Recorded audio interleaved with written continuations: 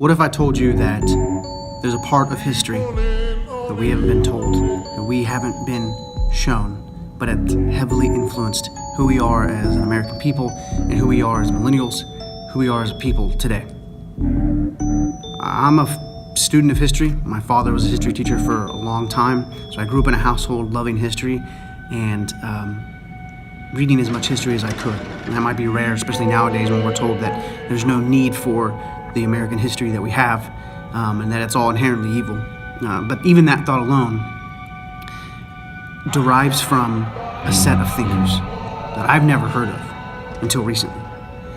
And I think that a lot of people, at least my age, no one's talking about, and I don't think anybody's ever heard of. So I think it's strange, especially when you understand that their thinking and their influence has circled down to how we're thinking today. And you owe it as yourself, no matter where you stand right now, what political side of the fence, I don't care what ideology you subscribe to.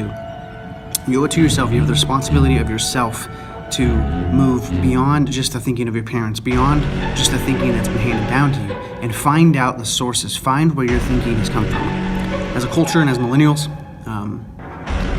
my peer group and younger, we can't just take everything that's been handed to us blindly and just believe what our parents believed because they believed it and that's what we believe. We can't do that. That's too rigid. But we also can't just say out with it all and completely revolt, completely rebel in anarchy against what's been handed to us.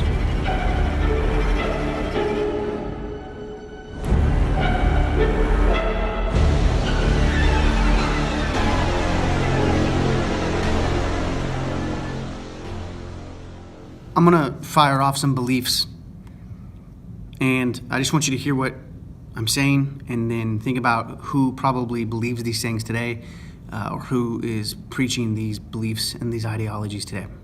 Here's some of those beliefs. The corruption of our time is a reflection of the system of government, the system of democracy. You aren't really free because you're told what to think due to the consumerism of our system. You should instead listen to the spokespeople of your oppressed personal group, whatever race, ethnicity, or sexual orientation that is. You should listen to the spokesperson of that group because they'll think for you and they know best. Consumerism leads to Nazism, or you could rephrase that thought, that point, as capitalism leads to Nazism and white nationality. Rebellion in everything is the only answer. That includes sex, other values, family values, family structure, rebellion in all of it, politics, rebellion, all of it. Repressive tolerance. So the suggestion that certain ideas and certain speech are just too harmful to be heard and need to be censored. The marketplace of ideas has to die because it's a hierarchy of corruption. And that there is no conscience, no virtue, and that self-fulfillment is equals self-betterment. Basically, you should have high self-esteem, and having high self-esteem should be your one and only priority. I'll stop there, but do any of those beliefs, any of those concepts even sound relevant today? If they don't sound relevant to you today, then stop watching the video. You don't need to keep watching. If they do, if you've heard people preaching these things, let's talk about where they come from, because that's not the beliefs. I'm not talking about the beliefs of modern people today. These were people from 60 years ago that have influence on our culture and our country now. And the seeds of what they planted in the 60s are coming to fruition now. And we owe it to ourselves to know about them because nobody's talking about them. When I learned about them, nobody's talking about them. I've never heard about them. All right? Well, who are those people? It's the Frankfurt School. You probably never heard that term.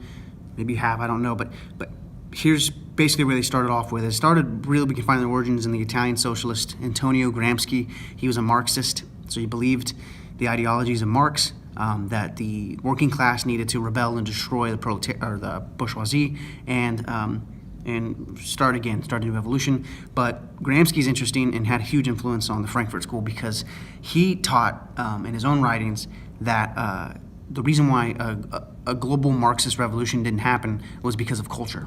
The culture was too strong. Okay, keep that in mind. Keep that in mind as we continue. And again, you could read all these people. I'm giving you their names. That's Socialist Antonio Gramsci. He's Italian. Okay, so he influenced the Frankfurt School, which was usually led by, it started off by Mark Horkheimer. It was basically a think tank outside of the Frankfurt. There was actual Frankfurt School, and the Frankfurt School that I'm talking about with these intellectuals was like a think tank of people. It was like 4 or 5 people. Mark Horkheimer is a leader. Edward Murrow was an American who helped bring all of these thinkers to America and then put them in our university systems. He put them in our schools and even employed some of them by our government. This was again in the 50s and 60s. And then among some of the thinkers was Erich Fromm, Theodor Adorno, but the golden boy, and probably the most influential, I would argue, is Marcuse, Herbert Marcuse. And again, you guys probably never heard these names. I didn't. But everything I just listed, as far as ideologies and beliefs, they believe. I'm going to go back through them, okay? So the corruption of our time is a reflection of the system. Therefore, tear it all down. That's what they believed. That's what they wrote. And tying that back into Gramsci and his belief that the global Marxist revolution didn't happen because of culture, these guys got brought to America. They were escaping the Nazis. They were escaping the Nazis in Nazi Germany. And they came to America, and they lived in California on the beach. And they wore suits every day, and they were depressed, they were anxious, and they said they were sickened by the thought that this place was paradise, living in California on the beach. And so they wanted to tear it all down. They saw the American culture as too strong of a blockade for this Marxist revolution, this socialist revolution. But they saw the corruption of our time as a reflection of the system, and they said we need to tear it down. They started preaching that, putting it out. I think this is false. I think the reflection or the corruption of our time is a reflection of the people. I've said this for a long time now. Who am I? But if the game is rigged, and you have no power to change the game, then you have to start politicking and help and putting pressure on to help change the players, to get good players playing. When the system is broken, what are we to do, us lowmen, us laymen? Well, you got to start holding yourself to a higher standard and holding the other players to a higher standard, and then therefore we can gain some strength and hold our leaders to a higher standard of morality. But to me, the corruption of our time is a reflection of the people, because it doesn't matter the system. You could put in communism, put in socialism right now, do it. It'll still become corrupt because of man. Because of mankind. All systems will lead to corruption because of that. Let's go on to the next one. You aren't really free because you're told what to think. You should instead listen to the spokespeople of your oppressed group. They'll think for you. They know best. I mean, to me, this is so prevalent today with group identity, identity politics going on, intersectionality, the belief that we can no longer look at ourselves as individuals, but only identify as our intersectional groups. And the lower on the intersectional scale, the more oppressed you are, the more say you have, and the more wrong you've been done, and the more anybody higher up on that scale owes you. Found its core right here in these guys. And I should also go on to say that once these guys got into the colleges, the university system, they coined, critical theory with history. They started imploring this skepticism to everything historical in regards to American. They started imploring how all American history was oppressive, all American history was manipulative and racist and sexist. That's how they viewed it in this postmodern era. Postmodernism and these guys went hand in hand together. The next belief, consumerism leads to Nazism or white nationality. Actually, that's wrong. If you study how the Nazis came to be, it was actually the belief that the group identity or the national identity overrode and was more powerful than the individual. That's what led to Nazism. I just talked about that literally seconds ago. That's where we're at now. That belief is here now in our culture with group identity, the tribalism of our politics, the intersectionality crowd. Your group is paramount, right? Your ideology is paramount, not the individual. That's what actually leads to Nazism. Historically, what do I know? History doesn't matter. Rebellion, everything. I think look, the biggest one here is the next one is repressive tolerance. This idea that we needed to shut down certain ideas, certain speech, and censor it. And Marcusian, this was a Marcusian term, Marcusa term. He explicitly said, we need to do this repressive tolerance of speech so that it wouldn't become victorious over critical theory, the Frankfurt School's own viewpoint of history, critical theory.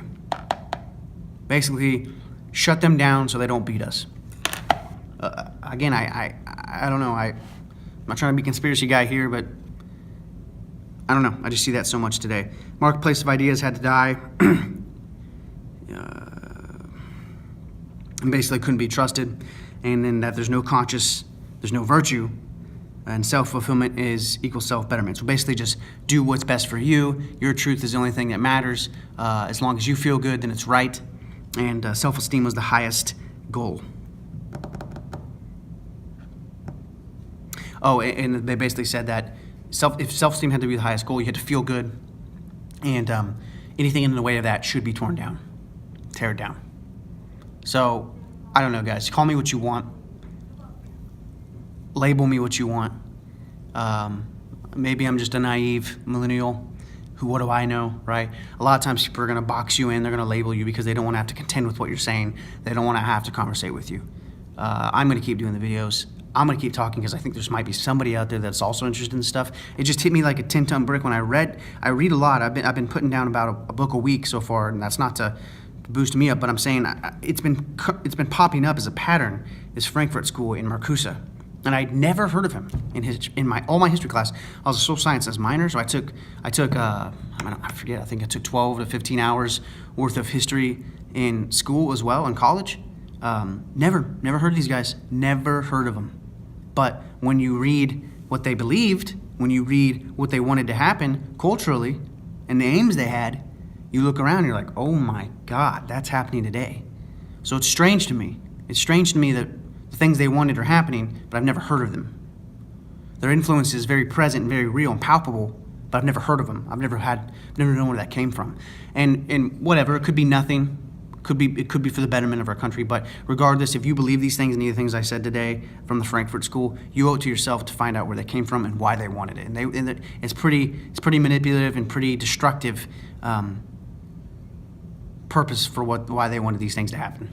So I hope this maybe shed some light on some things you guys haven't seen before. Millennials, speaking to you directly, and iGen, this is stuff we're being handed down. It's being handed down to us, so we need to be aware. And I don't think it's, I don't know. I don't hold anybody responsible for it. I just think we need to be very aware of what's being handed down to us as far as belief, as far as thought, and be very conscious of it. And I encourage and I implore everybody to try to go out there and find these things for yourself.